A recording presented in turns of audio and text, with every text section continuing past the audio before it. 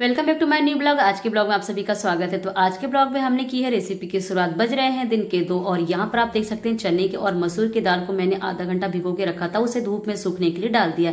और यहाँ पर मैं देखने लगी हूँ मधुमक्खी का छत्ता, जो हमारे घर पे मधुमक्खी ने 2 से 3 महीने पहले बनाया था। तो हम सोच रहे थे कि अपने आप ही चली जाएगी, इसे हटाने की जरूरत नहीं पड़ेगी, लेकिन इन्होंने बड़ा सा छत्ता बना करके तैयार कर लिया है।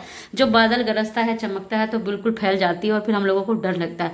वापस हम किचन में आ गए हैं और कुछ सामान हमने यहाँ पर ले लिया है। तो सामान को देख के आप ही समझ गए होंगे कि आज हम क्या बनाने वाले हैं। और ये जो चीज बनाने वाले हैं ना फ्रेंड्स, वो हमारे बचपन का सबसे पसंदीदा नाश्ता हुआ करता था, जो काफी खाने में अच्छा लगता था। आजकल के बच्चों को ये सारी चीजें कम पसंद आती। मेरी बेटी को तो खासतौर पे इन चीजों से कोई मतलब ही नहीं है। तो उससे पहले मैंने सोचा कि चलिए बाहर से इसकी तैयारी की शुरुआत करते हैं। इसीलिए हम पहुंच गए हैं किचन गार्डन में कढ़ी पत्ता लेने।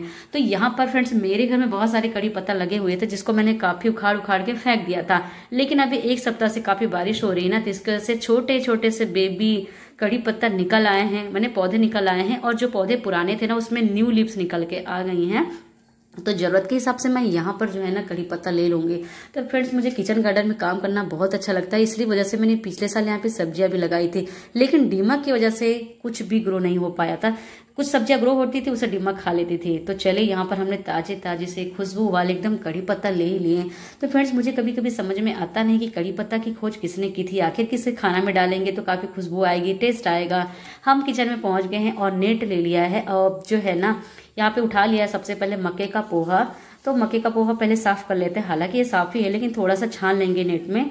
तो जरूरत के हिसाब से हमने यहाँ पे मक्के का पोहा ले लिया है। उसे के आगे हमने यहाँ पे मुरमुरा ले लिया है। मुरमुरा की जो क्वांटिटी है 400 ग्राम की, उसको भी हम यहाँ पे छान लेंगे छन्नी से। छन्नी से छानने पर क्या होता है कि इसमें जो डस्ट होती है, छोटे मोटे जैसे कीड़े मकोड़े होते हैं, वो साफ हो जाएंगे। और फिर उसके बाद बारी आती है पेपर पोहा की। तो पेपर पोहा मैंने खुले में लिया था, क्योंकि वहां पर पेपर पोहा पैकेट में नहीं था।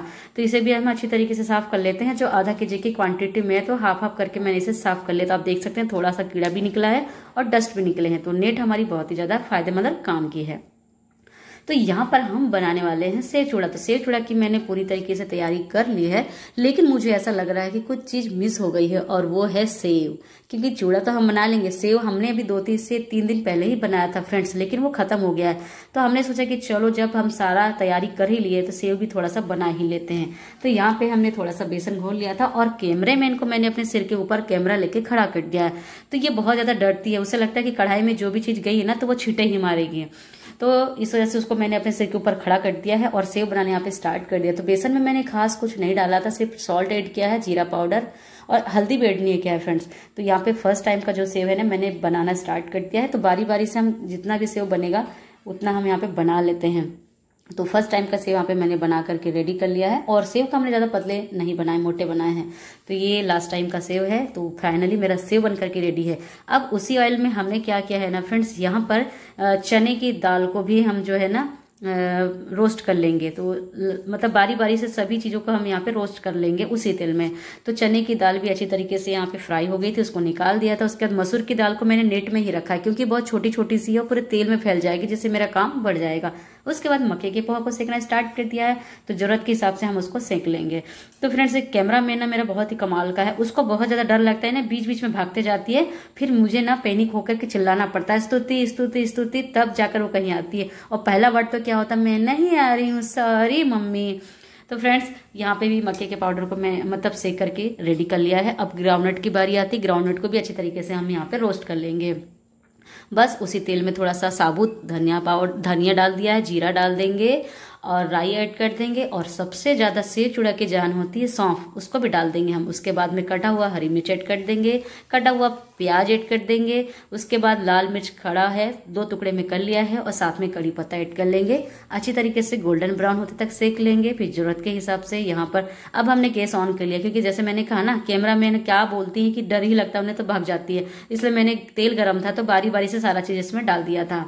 अब वापस हमारा कैमरामैन आ गया, गैस जला दिया है। अब उसके बाद में यहाँ पे 1 चम्मच जो है हल्दी पाउडर, थोड़ा सा जीरा पाउडर डाल दिया है, और स्वाद के अनुसार 2 छोटा चम्मच हम यहाँ पे नमक ऐड कर देंगे और अच्छी तरीके से मिला लेंगे। और उसके बाद यहाँ पे हम जो है ना पेपर पोहा ऐड कर देंगे। तो पेपर पोहा को मैंने एड इसलिए किया है ताकि थोड़ा सा क्रंची हो जाएगा। कई लोग इसे धूप में सुखाते, पर मैंने नहीं सुखाया था। तो यहाँ पे थोड़ा थोड़ा ऐड करके अच्छी तरीके से हम मिला लेंगे, मिक्स कर लेंगे, ताकि अच्छी तरीके से नमक, हल्दी और ये सारा चीज़ जो है मिक्स हो जाएगी। उसके बाद फ्रेंड्स यहाँ पे कई बार ऐसा होता है ना कि सेव चूड़ा बनाने की अलग अलग रेसिपियाँ होती है, अलग अलग स्वाद होता है, अलग अलग तरीके से लोग बनाते हैं। और यहाँ पर देखिए फ्रेंड्स, काफ़ी स्पून में काफ़ी देर से पकड़ रही हूँ तो मेरे हाथों में थोड़ा सा झुंझुनाहट हो रही, तो मैं बार बार स्पून छोड़ते जा रही थी, तो लेफ्ट हाथ से मिलाने लग गई हूँ। तो कमेंट बॉक्स में जरूर बताइएगा कि सेव चूड़ा किसको किसको खाना पसंद है और कौन जो है अलग अलग तरीके से किस किस तरीके से बनाता है, वो कमेंट बॉक्स में जरूर लिखिएगा।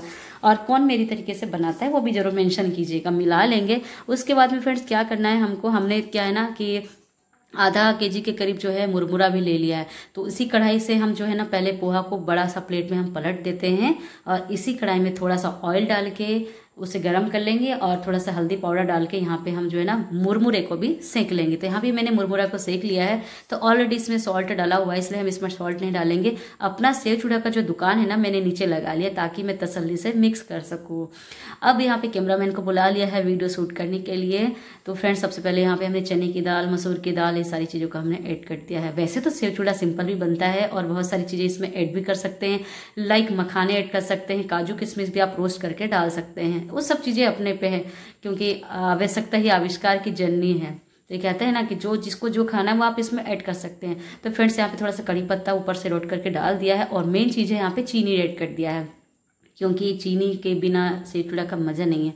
तो लीजिए हमारा सेव चूड़ा तो तैयार है। अब बारी है मुरमुरा मिक्स करने की। तो यहाँ पे मैं कुछ रील्स बनाने लग गई थी और आप देख सकते हैं सेव चूड़ा हमारा बन करके रेडी है। तो चलिए फ्रेंड्स, अब हम क्या करेंगे, इसमें थोड़ा सा मुरमुरा भी मिक्स कर देते हैं। तो फ्रेंड्स आज का जो सेव चूड़ा है ना मैंने इनकी फरमाइश पर बनाया है कि ये बोल रहे हैं कि आजकल मुझे ऑफिस से आने के बाद में भूख लग जाती है और इनकी एक हैबिट होती है कि शाम को ये नाश्ता चाय वगैरह कुछ नहीं पीते हैं।